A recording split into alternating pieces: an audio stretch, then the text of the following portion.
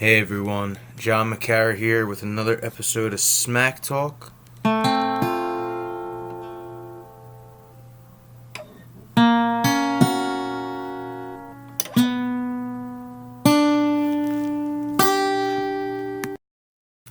If you're thinking to yourself, because I am going to probably talk some shit, I'm probably going to be mean about a bunch of songs, and you're like, who the fuck's this guy think he is?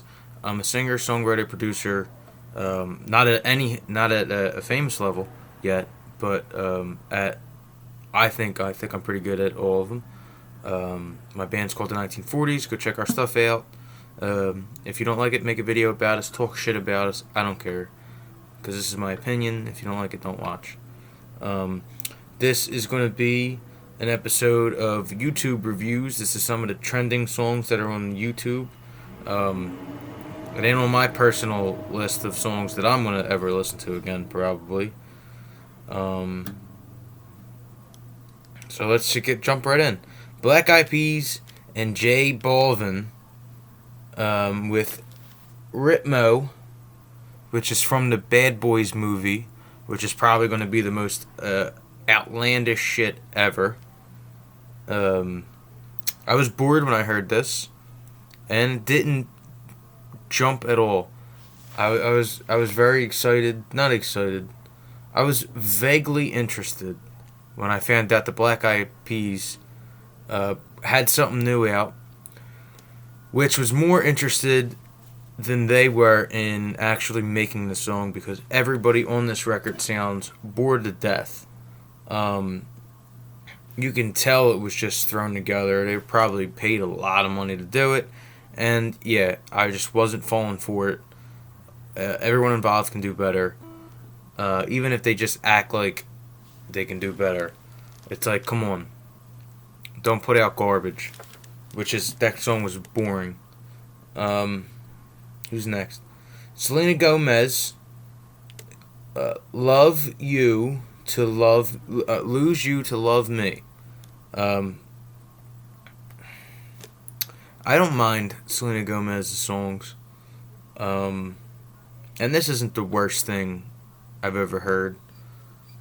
I'll never listen to it again, though, because it didn't really move the needle too much for me. It's just one of these kind of songs. There's a shit ton of these kind of songs out now, but it wasn't the worst thing. And I'm probably never going to listen to it again, unless it's on a basketball, like when there's a TV timeout in basketball on ESPN, and they play the shitty iPhone commercial. Unless iPhone wants to put a 1940 song in their commercials, then, let's be honest. Everyone has an iPhone. I don't know what else to say about iPhone besides, but yeah, and there's only 3 writers in this song too, which is impressive for a pop song. Usually there's like 7.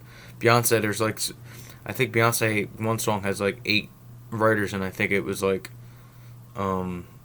single ladies, and it's like that's not a hard song to write. It should only took 1, maybe 2, but whatever. Not a bad song. Never gonna listen to it again. Moneybag Yo, featuring and Magda Stallion, all that. Kind of reminded me of a Cash Money song from the early 2000s and late 1990s.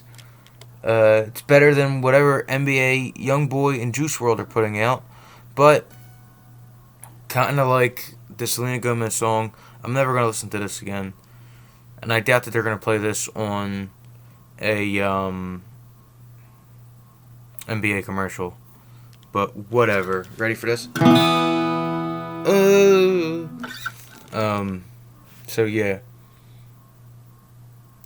But like I said, Cash Money in the early 2000s was awesome, and this kind of reminds me of that. So if you're into that kind of stuff, you're probably going to like this. I seen Magda Stallion on...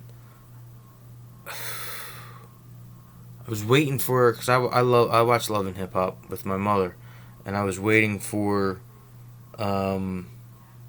God, what a sentence that is.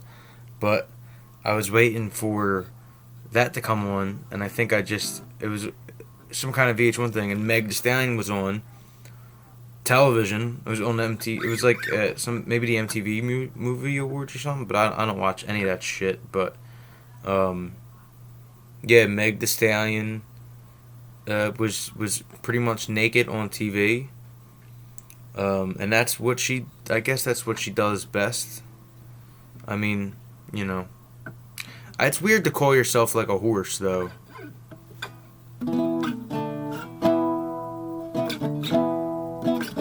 And by the way, all her songs are about her vagina, so it's not like me saying that's gonna offend her. So don't get fucking pissy.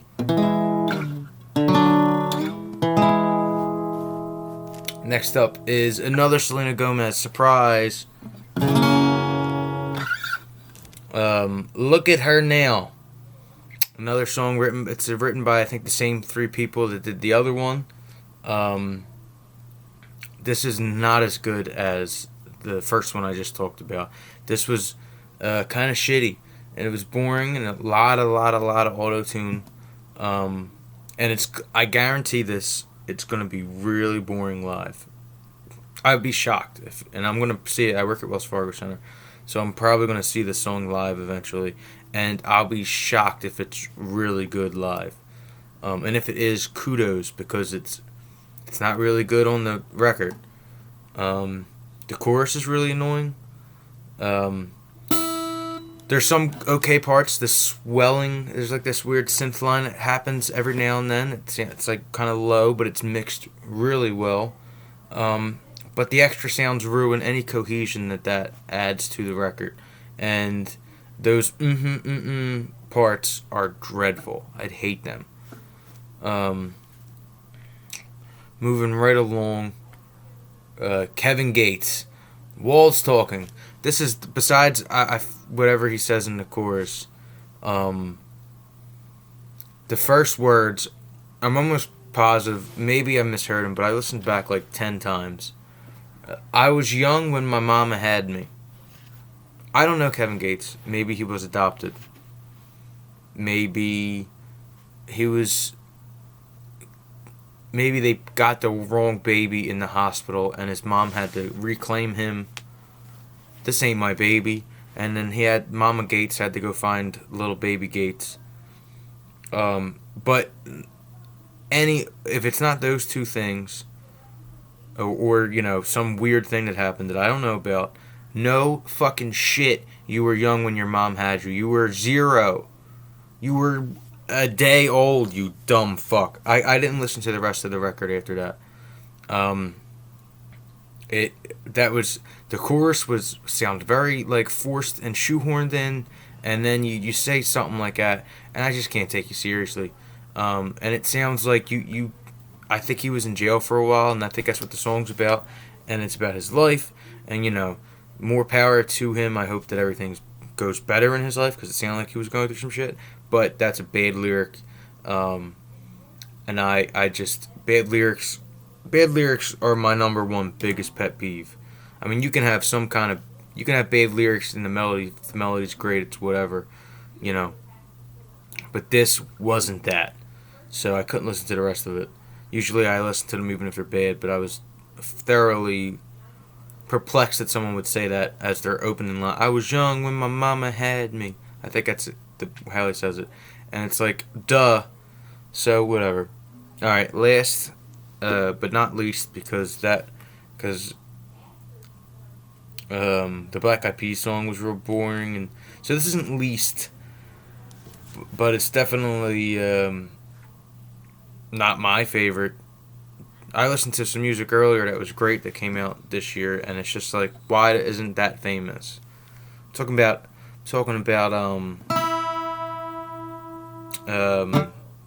some Alex Cameron, and some other, I forget what else, some Black Keys, and it's like, you know, this next song's Lights Out by Harry Styles, Lights Up by Harry Styles.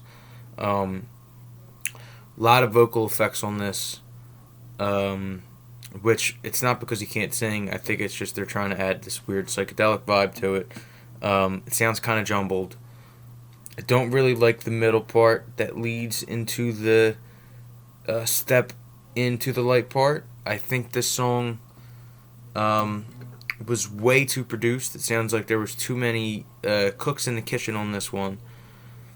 Less production would have it would have been a better song. And that's just my opinion, obviously. If you don't like it, go fuck yourself and stop watching. Or comment and tell me where you think I'm wrong, and we can have a civilized discussion. And maybe you can prove me wrong, because I've argued the wrong point before, especially when it comes to music, and especially with my brother. Where we at?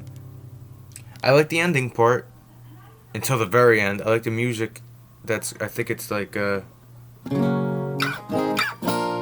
like that. I like the chords. I like that this isn't. I think sometimes I think that's a minor, but in the end it's a major, which is kind of cool. Yeah, I feel like the music itself, without all the added nonsense, is good. The melodies in some of the parts are nice. I just think the song sounds a little bit like it doesn't have a great direction to it. And I like some Harry Styles stuff. This is not his best work. It's not terrible, though. It's probably the second best or best song on this list. Where we at? I want him to get more weird. So that first album was pretty good. I had a friend that was comparing it to like fucking who the fuck did he compare? Like, I think he was like getting into Pink Floyd, and I was like, dude, this is not a Pink. This is not like a no. This is not does not sound like Pink Floyd. It just, it sounds like a decent pop rock record. Which is what it was. It was pretty good, but whatever.